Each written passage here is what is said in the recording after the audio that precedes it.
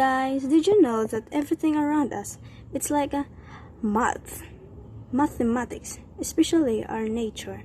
Concept of mathematics are naturally present.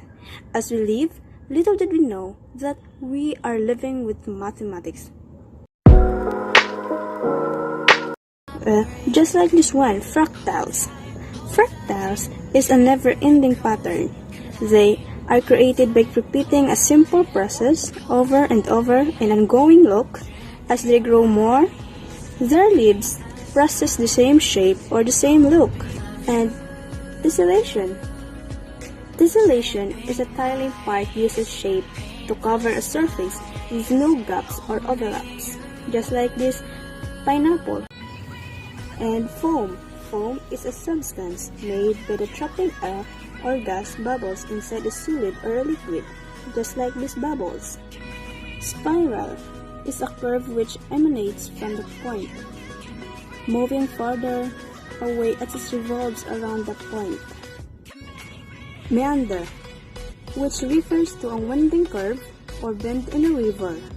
Meanders are typically landforms at the middle and the lower courses.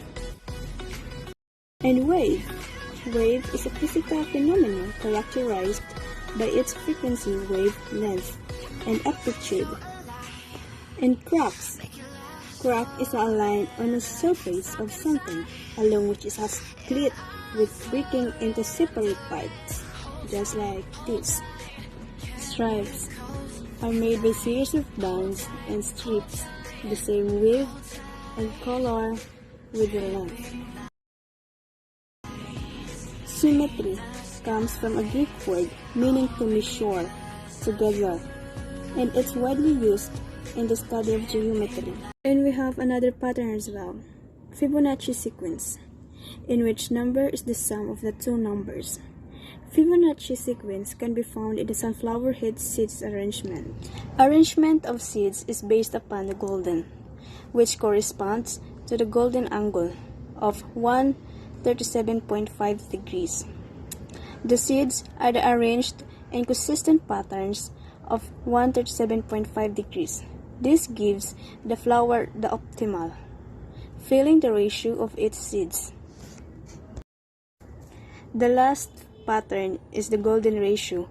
Golden ratio is a rational mathematical constant, approximately equals to 1.61803398887 or 1.618.